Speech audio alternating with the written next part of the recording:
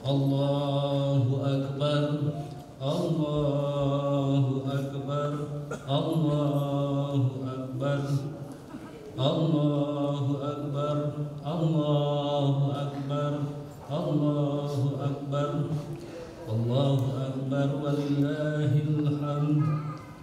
Asyhadu an la ilaha illallah wahdahu la syarika lah, lahul malikul adimul akbar. Wa asyhadu anna Muhammadan abduhu wa rasuluh. Allahumma sholli ala Muhammad wa ala alihi wa ashabihi wa man tabi'a dina Muhammadin wa sallama tasliman katsira. Amma ba'd. Hadirin jamaah Idul Adha rahimakumullah. Alhamdulillah pada pagi hari ini kita dapat berkumpul dan bersilaturahim dalam rangka memohon ridha Allah Subhanahu wa taala. Kali ini kita berkumpul merasakan kesejukan pagi, hangatnya sinar matahari yang sebentar lagi akan terbit, dan sahdunya suasana diiringi takbir yang kita kumandangkan, sehingga kita merasakan kedamaian. Dengan kedamaian tersebut, semoga salat 2 rakaat pada pagi ini yang telah kita laksanakan barusan menjadi jalan untuk meningkatkan keimanan dan ketakwaan kita. Setelah selesai acara ini dilanjutkan dengan menyembelih binatang kurban. Mudah-mudahan seluruh rangkaian ibadah yang kita laksanakan menjadi amal saleh di sisi Allah Subhanahu wa taala. Marilah kita bersama-sama meningkatkan takwa kepada Allah dengan kesungguhan. Semoga pada pagi hari ini merupakan langkah awal untuk menjalani kehidupan yang salih dan penuh keberkahannya, sebagaimana tercermin dalam perjalanan kesalihan Nabi Ibrahim alaihissalam. Dalam rangkaian ujian yang sulit, beliau justru dapat menjadi hamba pilihan, Nabi yang mempunyai tingkat kesabaran yang tinggi, sehingga dengan kesabaran tersebut Allah memberikan derajat kemuliaan di sisinya. Malaikat dan manusia dalam memberikan gelar Rasulul Azmi kepada Nabi Ibrahim alaihissalam.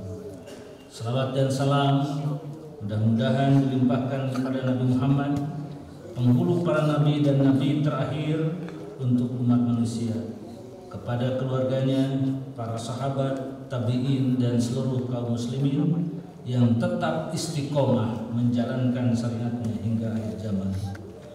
Allahu Akbar, Allahu Akbar, Allahu Akbar, walillahil hamd. Kaum muslimin dan muslimat yang dimuliakan Allah, kita patut bersyukur karena hari ini merupakan hari yang dipenuhi oleh keberkahan. Di dalam sejarah terdapat catatan kebaikan pada hari ini yang begitu membanggakan umat muslim seluruh dunia. Pada hari inilah seorang nabi menemukan konsep tauhid yang mampu membawa kita kepada kebahagiaan dunia dan akhirat. Konsep tauhid yang ditemukan Nabi Ibrahim merupakan kompas penunjuk arah yang memberikan cara bagi manusia agar menjadi khalifah di dunia. Setelah Nabi Ibrahim menyadari bahwa Allah merupakan zat yang paling sempurna, maka semenjak itu pula manusia tidak dibenarkan menyembah matahari, menyembah bintang, menyembah batu dan alam. Padahal sebelum konsep tauhid ini ada, manusia menyembah bulan, bintang, matahari, patung, bahkan ada pula yang menyembah sapi. Ajaran keesaan yang Tuhan Nabi Ibrahim telah mengangkat derajat manusia ke derajat yang mulia dan memiliki akal yang cerdas. Momen pelaksanaan Idul Adha tidak dapat kita pisahkan dari ritual dan pengorbanan yang telah dilakukan Nabi Ibrahim. Karenanya, mari kita gunakan kesempatan baik ini untuk mentadaburinya, melakukan refleksi atasnya dan meneladaninya. Allah menegaskan bahwa dalam diri Nabi Ibrahim terdapat teladan. Hanya Nabi Ibrahim yang selalu kita sebut dalam sholat selain Nabi Muhammad. Doa yang kita bacakan untuk Nabi Muhammad ketika tasyahud selalu disetarakan dengan doa kita ke Nabi Ibrahim. Inna Ibrahim kana ummatan qanitan lillahi hanifah wa lam yakun minal musyrikin. Sesungguhnya Ibrahim adalah imam sosok anutan yang patuh kepada Allah, hanif, dan bukan termasuk orang yang musyrik. An-Nahl ayat 120. Ibadah kurban merupakan salah satu ibadah yang sudah ada sejak Nabi Adam dan terus berlangsung sampai zaman Nabi Muhammad serta dilaksanakan oleh kaum muslimin sampai saat ini. Kurban pada zaman Nabi Adam diterangkan dalam Al-Quran surat Al-Maidah ayat 27. Watlu alaihim naba bani Adam bil haq id qarraba qurbanan fataqabbala min ahadihima wa lam taqabbal min al-akhar qala la aqtulannaka qala innama yataqabbalu Allahu minal muttaqin. Bacakanlah Nabi Muhammad kepada mereka berita tentang dua putra Adam dengan sebenarnya. Ketika keduanya mempersembahkan kurban, kemudian diterima dari salah satunya yaitu Habil dan tidak diterima dari yang lain yaitu Qabil. Dia Qabil berkata, sungguh aku pasti akan membunuhmu. Dia Habil berkata, sesungguhnya Allah hanya menerima amal dari orang-orang yang bertakwa. Ceritakanlah kepada mereka kisah kedua putra Adam, Habil dan Habil menurut yang sebenarnya. Ketika keduanya mempersembahkan kurban, maka diterima dari salah seorang dari mereka berdua dan tidak diterima dari yang lain. Ia berkata, Qabil, aku pasti membunuhmu. Ayat ini mengungkapkan peristiwa sejarah yang penting bagi kehidupan manusia, yakni peristiwa pengorbanan Qabil dan Habil yang berujung pada terbunuhnya Habil karena sifat dengki dan ingkar dari Qabil. Qabil mewarisi kezaliman, keangkuhan dan kesewenang-wenangan dan menjadi sumber bencana di dunia, sedangkan Habil mewariskan ketakwaan yang melahirkan amal salih dan kemaslahatan dalam kehidupan ini. Adapun kurban yang berlaku sekarang ini hingga akhir zaman nanti adalah merupakan syariat kurban yang dilakukan oleh Nabi Ibrahim ketika melaksanakan perintah Allah untuk menyembelih anaknya yang bernama Ismail. Baik anak maupun ayah mematuhi perintah Allah ini. Ketika perintah itu dilaksanakan, Allah menggantinya dengan seekor hewan ternak. Peristiwa ini diterangkan dalam surat As-Saffat ayat 100 sampai 108. Robli habli minas solihin. Ibrahim berdoa, ya Tuhanku, anugerahkanlah kepadaku keturunan yang termasuk orang-orang yang saleh. Fabasyarnahu bigulamin halim, maka kami beri kabar gembira kepadanya dengan kelahiran seorang anak yang sangat santun. Falamma balagha ma'ahu sa'ya qala ya bunayya inni ara fil manami anni azbahuka fanzur madza tara qala ya abati alma tu'mar satajiduni insyaallah minas sabirin. Ketika anak itu sampai pada umur ia sanggup bekerja bersamanya, ia Ibrahim berkata, wahai anakku, sesungguhnya aku bermimpi bahwa aku menyembelihmu. Pikirkanlah apa pendapatmu. Dia Ismail menjawab, wahai ayahku, lakukanlah apa yang diperintahkan Allah kepadamu. Insya Allah engkau akan mendapatiku termasuk orang-orang yang sabar. Falamma aslama wa tallahu lil jabin. Ketika keduanya telah berserah diri dan dia Ibrahim meletakkan pelipis anaknya di atas gundukan untuk melaksanakan perintah Allah. Wa nadainahu ayya Ibrahim. Kami memanggil dia, wahai Ibrahim. Qad sadaqta zuriya inna kadzalika najzil muhsinin. Sesungguhnya engkau telah membenarkan mimpi itu. Sesungguhnya demikianlah kami memberi balasan kepada orang-orang yang berbuat kebaikan. Inna hadza lahuwal balagul mubin. Sesungguhnya ini benar-benar suatu ujian yang nyata. Wa fadainahu bizibhin azim. Kami menebusnya dengan seekor hewan sembelihan yang besar.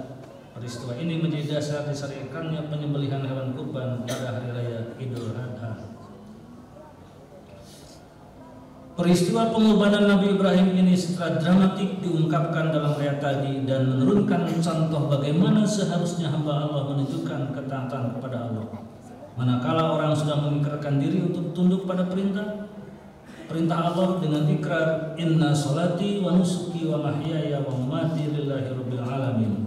Semua perintah pengorbanan dalam rangka takarrub kepada Allah akan dipandang kecil karena besarnya kecintaan kepada Allah sebagaimana telah ditunjukkan oleh Nabi Ibrahim alaihissalam. Allahu Akbar, Allahu Akbar, Allahu Akbar, walillahil hamd. Berkurban adalah manifestasi dari rasa syukur terhadap nikmat.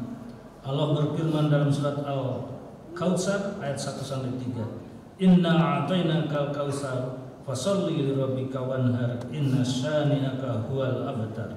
Sesungguhnya kami telah memberimu Muhammad nikmat yang banyak, maka laksanakanlah salat karena Tuhanmu dan berkurbanlah. Sesungguhnya orang yang membencimu ialah orang yang terputus dari rahmat Allah. Dengan demikian, ingatlah nikmat Allah yang telah kita terima, yang telah mengubah diri kita ke arah yang lebih baik. Syukurilah nikmat yang sesungguhnya merupakan karena Allah tersebut dengan melakukan sholat dan melaksanakan kurban sebagaimana dicontohkan oleh Nabi Muhammad dan Nabi Ibrahim. Allahu Akbar, Allahu Akbar, Allahu Akbar, walillahil hamd. Jika dibandingkan dengan Nabi Ibrahim dan Nabi Ismail, kurban yang kita lakukan beberapa saat lagi lebih ringan, sebab kita hanya diperintahkan berkurban dengan ternak. Sedangkan Nabi Ibrahim harus melaksanakan kurban dengan menyembelih anaknya sendiri. Dia mampu melaksanakan semua ini karena dilandasi ketakwaan kepada Allah. Pelaksanaan kurban yang baik terus berlanjut sampai masa Nabi Muhammad, dan insya Allah akan diamalkan oleh orang-orang yang beriman. Dalam hubungan dengan kurban ini dijelaskan dalam satu hadis dari Zaid bin Arqam yang berbunyi, saya atau para sahabat bertanya kepada Rasulullah, apakah hudiyah itu? Nabi menjawab, itulah sunnah bapakmu Ibrahim. Mereka bertanya, apakah keuntungan hudiyah itu bagi kita? Nabi menjawab, pada tiap-tiap helai bulunya terdapat satu kebaikan. Dalam hadis di atas jelas bahwa kurban dan hudiyah itu ada hubungannya dengan peristiwa kurban di zaman Nabi Ibrahim.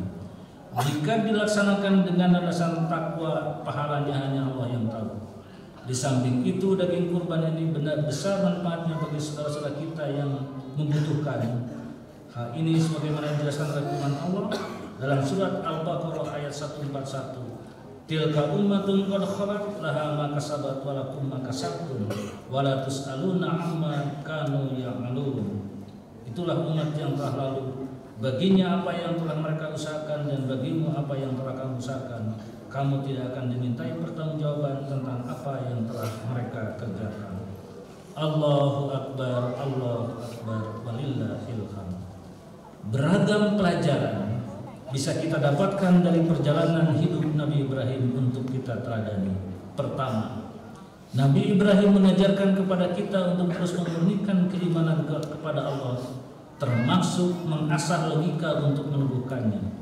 Perlunya menumbuhkan keimanan dalam diri kita karena tidak kita sadari, ataupun kalau menyadari kita banyak godaan verbal maupun halus yang bisa meruntuhkan keimanan kita kalau kita tidak waspada. Kesadaran tauhid telah dimiliki oleh Nabi Ibrahim ketika masih muda. Surat Al-Anbiya ayat 52-54 merekam dialog Nabi Ibrahim dan ayahnya yang bernama Azar yang berprofesi sebagai pembuat berhala. Ingatlah ketika dia Ibrahim berkata kepada ayahnya dan kaumnya, patung-patung apakah ini yang kamu tekun menyembahnya? Mereka menjawab, kami mendapati nenek moyang kami menyembahnya. Ibrahim berkata, sesungguhnya kamu dan nenek moyang kamu berada dalam kesesatan yang nyata. Episode debat antara Nabi Ibrahim dan kaumnya dapat mengingatkan kita untuk selalu meneguhkan keimanan kita dengan argumen yang wahis. Ayat 76-78 surat Al-An'am merekam episode tersebut dengan sangat indah. Ketika malam telah menjadi gelap, dia Ibrahim melihat sebuah bintang, lalu dia berkata, inilah Tuhanku. Maka ketika bintang itu tenggelam, dia berkata, aku tidak suka kepada yang terbenam. Lalu ketika dia melihat bulan terbit, dia berkata, inilah Tuhanku. Tetapi ketika bulan itu terbenam, dia berkata, sungguh jika Tuhanku tidak memberi petunjuk kepadaku, pastilah aku termasuk orang-orang yang sesat. Kemudian ketika dia melihat matahari, dia berkata, inilah Tuhanku, ini lebih besar. Tetapi ketika matahari terbenam, dia berkata, wahai kaumku, sungguh aku berlepas diri dari apa yang kamu persekutukan.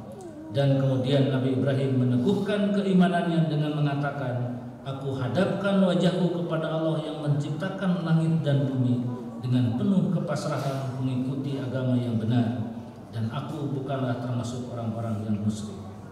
Pelajaran kedua yang dapat kita petik, tetaplah pelihara hubungan yang baik dengan ayah, walaupun berbeda pendapat, dan tetap mendoakan. Nabi Ibrahim mendoakan ayahnya, "Waghfir li abi innahu kana minadh-dhalin." Ampunilah ayahku, sesungguhnya dia termasuk orang-orang yang sesat. As-Syu'ara ayat 86.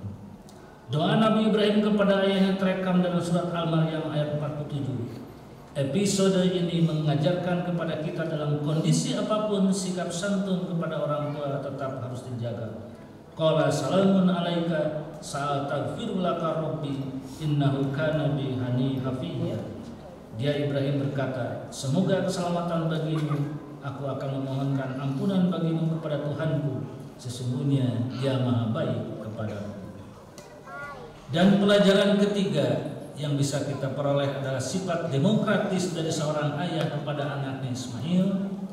Dialog Nabi Ibrahim dengan Nabi Ismail ketika diperintah Allah untuk disembelih menggambarkan itu semua, sebagaimana yang telah saya sebutkan tadi.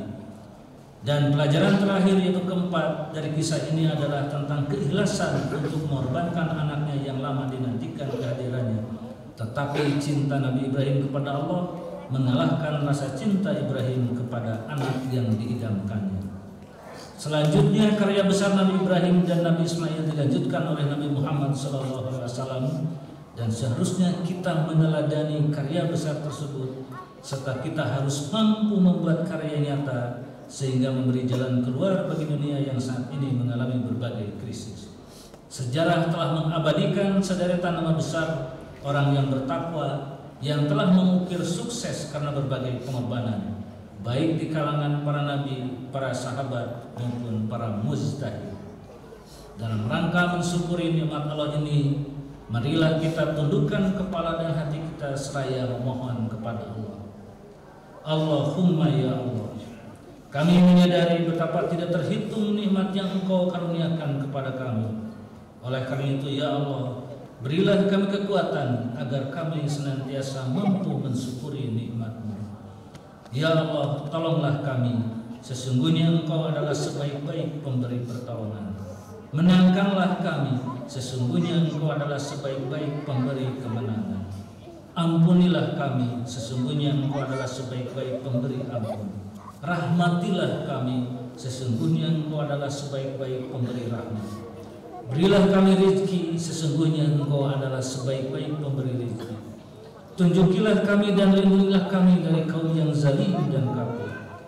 Ya Allah, perbaikilah agama kami untuk kami, karena ia merupakan benteng bagi urusan kami. Perbaikilah dunia kami, tempat kami menjalani hidup. Perbaikilah akhirat kami yang menjadi tempat kami kembali. Jadikanlah kehidupan ini sebagai tambahan bagi kami dalam setiap kebaikan, dan jadikan kematian sebagai kebebasan bagi kami dari segala kejahatan. Ya Allah, berilah kami kekuatan agar kami mampu melaksanakan seluruh tugas kami dengan tetap menjunjung tinggi akhlakul karimah, dan berilah kami kekuatan agar kami mampu menjauhi seluruh perbuatan yang tercela yang akan mencelakakan kami semua. Ya Allah, kami menyadari kami sering berbuat salah, keliru, bahkan dosa. Oleh karena itu ampunilah kami, orang tua kami, saudara kami, dan generasi sesudah kami. Mudah-mudahan kami mendapat tempat terhormat di sisi-Mu. Ya Allah, ampunilah para pemimpin kami, bimbinglah mereka agar mengambil kebijakan yang terbaik bagi kemaslahatan umum. Ya Allah, ampunilah dosa kaum muslimin dan muslimat, mukminin dan mukminat, baik yang masih hidup maupun yang telah meninggal. Sesungguhnya Engkau Maha mendengar, dekat, dan mengabulkan doa. Ya Allah, kami memohon kiranya Engkau dapat mengabulkan doa kami. Ya Tuhan kami, berilah kami kebaikan di dunia dan kebaikan di akhirat, dan peliharalah kami dari siksa neraka. Subhana rabbika rabbil izzati amma yasifun, wa salamun alal mursalin, walhamdulillahi rabbil alamin. Wassalamualaikum warahmatullahi wabarakatuh.